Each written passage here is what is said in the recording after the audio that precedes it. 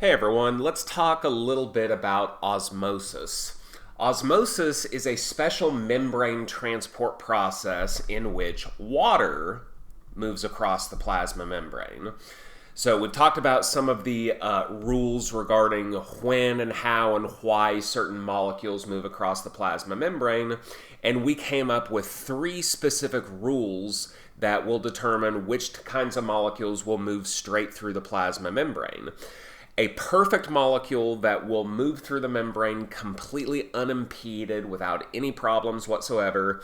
That kind of molecule is going to be small, nonpolar, and electrically neutral. Water is a very small molecule, but its problem is its polarity. It is a very polar molecule. So water is certainly small enough to be able to move straight through the plasma membrane without a carrier or a channel, but like I say, its problem is its polarity, so it's going to be turned away by the hydrophobic core of the phospholipid bilayer. So just looking at it this way, osmosis, the movement of water through the membrane, should be a very slow process. But osmosis actually can and does occur very quickly, and that is because most membranes in the body, most cells in the body have channel proteins called aquaporin channels. These are proteins that insert themselves into the membrane, and they specifically let water pass through the membrane without having to interact with the hydrophobic core of the plasma membrane itself. So osmosis is something that can be sped up as long as these aquaporin channels exist to allow water to bypass the phospholipid bilayer. So lesson number one, water cannot move through the membrane very well in the absence of these aquaporin channels. So if osmosis is going to occur at a reasonable or significant rate in the human body, the cell membrane that you're talking about needs to have these aquaporin channels. Okay, so to make things easy for the rest of this video, let's just go ahead and assume that anytime we're talking about a cell membrane, let's just go ahead and assume that aquaporin channels are present. Now, what we need to be most aware of when it comes to osmosis is how a cell will behave in a particular solution to which it is exposed. Now, to make this as physiologically relevant as possible, what we have here is to the best of my artistic ability, I've drawn a beaker that contains a certain liquid or solution, and then we have a single cell that is exposed to that solution. So just to make things easy, let's call this outer fluid the extracellular fluid, and the inner fluid the intracellular fluid, so that we can mimic physiological scenarios as best as we possibly can. Now, the question we want to answer here is, when and why will osmosis occur? We've already answered the how, but when and why will osmosis occur? Just as the case is with any other membrane transport process, water will move when there is a concentration gradient. Now, specifically, we're talking about a concentration gradient for water. So water will, just like anything else, want to move from areas of high concentration to areas of low concentration. Now, the problem that I brought up in lecture is that we do not usually keep track of water concentration. We are usually keeping track of total solute concentration.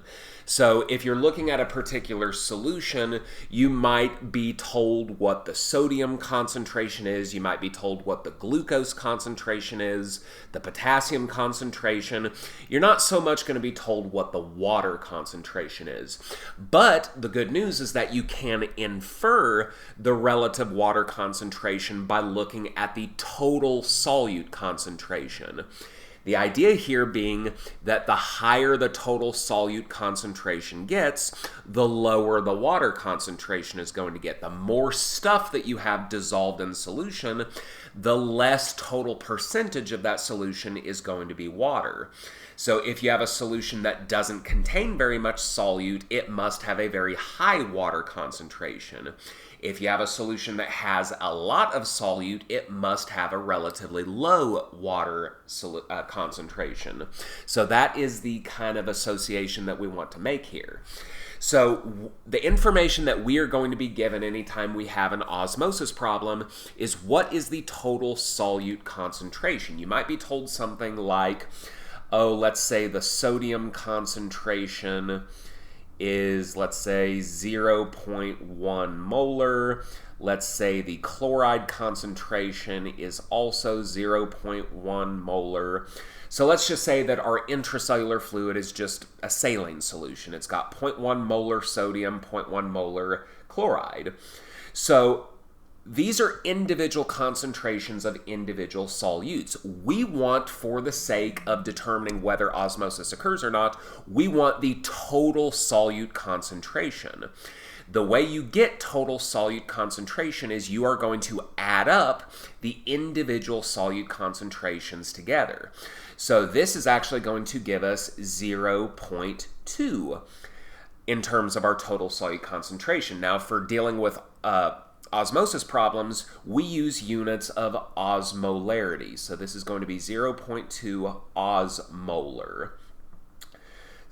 So that's 0.2 osmolar, or that would be the same thing as 200 milliosmolar. Okay? So our total solute concentration inside this little cell is 200 milliosmolar. That in and of itself is not enough to tell us whether osmosis is going to occur or not. We need to also know the total solute concentration of the fluid on the other side of the membrane. So we've got the fluid here inside the membrane. Now we need the total solute concentration outside. So we need to know about our extracellular fluid here. So let's say that this time we have a sodium concentration of, let's say 0.15 molar. Let's say our chloride concentration is also 0.15 molar. So we've got another saline solution outside the membrane this time, but hopefully you can tell now that the osmolarity is going to be a little bit different this time. So our total osmolarity this time is going to be 300 milliosmolar. So now what we have is a situation in which across this membrane here we have two different osmolarity values, 300 outside, 200 inside. So here is the hard and fast rule to help you determine whether net osmosis is going to occur or not. If the two osmolarities you're comparing are not the same, osmosis is going to occur. Water movement across the membrane is going to occur so that we can get those osmolarity values to be the same. Now, the last question we want to answer here is, in which direction is water going to move? Is water going to move from the intracellular fluid to the extracellular fluid? That would mean water is leaving the cell. Or is water going to move from the extracellular fluid and go inside the cell? So we need to think about this the way that we mentioned before. The lower your solute concentration, the more water there is. The higher your solute concentration, the less water there is. So because the inside of this cell here has an osmolarity that is lower, that means it has the higher water concentration. So in this case, if we submerge a cell that has an intracellular fluid osmolarity of 200 compared to 300 outside, water is going to move from low osmolarity to high osmolarity. That's the same as saying water is going to move from high water concentration to low water concentration. So if we expose this cell to this kind of solution, water is going to leave and the cell is going to get smaller. If the shoe were on the other foot, and this were 200 and this were 300, the opposite would be true. Water would enter the cell and it would start swelling up as it takes on a greater volume of water. And then in cases in which the two osmolarity values you are comparing are equal, say if both of them were 300 milliosmolar, then we would say that no net osmosis is occurring and there would be no net change in the total water concentration inside the cell. The reason we want to be able to think about osmosis in this way is because cells in your body are constantly bathing in extracellular fluid. And for the sake of maintaining the integrity of these cells so that they can keep doing the sorts of physiological things that you want them to do, you do not want them shriveling up because they're losing water. You do not want them swelling up and bursting because they're taking on water. In the majority of situations in the body, we want our cells exposed to extracellular fluids that have the same osmolarity value as what is in the intracellular fluid. We do not want the water concentration inside of our cells changing too terribly much. And then one last thing that is commonly confusing is the difference between osmolarity and tonicity. So osmolarity is just a number. It is a numerical measure of the total solute concentration in any given solution. It's going to be a rough measure of being able to determine whether osmosis is going to occur or not. But here's the thing. Osmolarity is only useful if you have two numbers to compare, meaning that you are going to be comparing the osmolarity values of two different solutions that are separated from each other by a plasma membrane.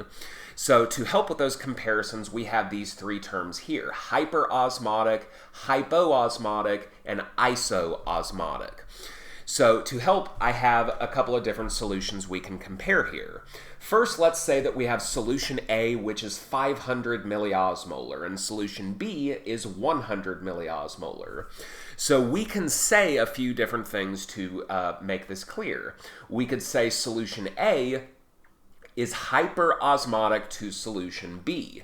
The hyper tells us that solution A has a higher osmolarity than solution B. Or if we want to turn that statement around to start with solution B, because solution B has the lower osmolarity value, we could instead say solution B is hypoosmotic to solution A. Hypo meaning less. Or if we have two solutions that have exactly the same osmolarity value, in this case they are both at 300, we would say that solution A is isoosmotic to solution B. And we could also say that solution B is isoosmotic to solution A. So these are the types of comparisons that we can make and the terminology that is associated with those comparisons. Now here's the deal. Making these comparisons 99% of the time is going to help you determine whether osmosis is going to occur or not. If solution A is your extracellular fluid and it has a higher osmolarity than solution B, which is inside the cell, then osmosis is going to occur and water is going to be drawn out of the cell. Now, this is not always going to be the case, but 99% of the time you can determine whether osmosis is going to occur just based on comparing these numbers. Now, that's going to depend a little bit on what solutes you're talking about, and we talked in lecture about how glucose is a notable exception because glucose actually gets absorbed into cells of the body, so it doesn't really count against osmolarity values for the sake of determining whether osmosis is going to occur across the membrane of red blood cells. Now, the terminology we actually want to use for determining whether a cell is going to shrivel up, swell up, or experience no change at all are the tonicity descriptions. So if you expose a cell to an extracellular fluid, and the cell of course has an intracellular fluid, then there are three different things that can happen to the cell. The cell can either not change at all, it can take on water by osmosis and swell up, or it can lose water by osmosis and shrivel up. So the terms that we're going to use here refer to the nature of the extracellular fluid that we are exposing the cell to. So if we take this cell right here that has its intracellular fluid and we submerge it into this extracellular fluid and we see that there is no change at all, we would say that the extracellular fluid here is an isotonic solution.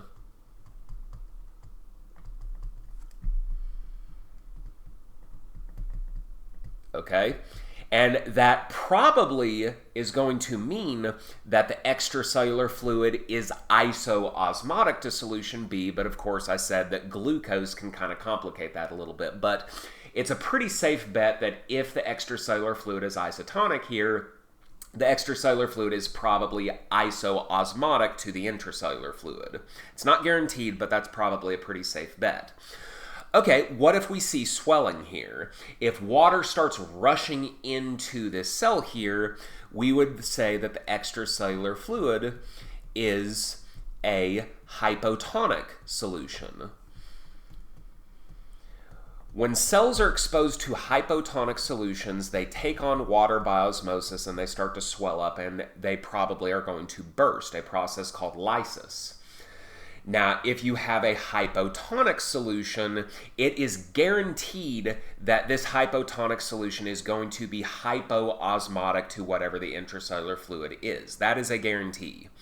Okay, and then finally, the shriveling issue. If you expose a cell to a solution that causes it to shrivel up and causes the cell to lose water by osmosis, then we would say that the extracellular fluid is a hypertonic solution.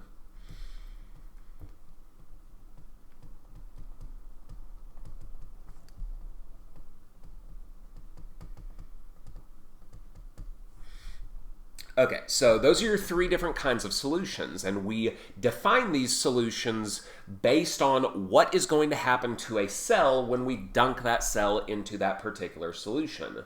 A solution will be isotonic if the cell does not change. A solution will be hypotonic if we put the cell in there and the cell starts swelling up. And the solution will be hypertonic if we put the cell in there and it starts shriveling up.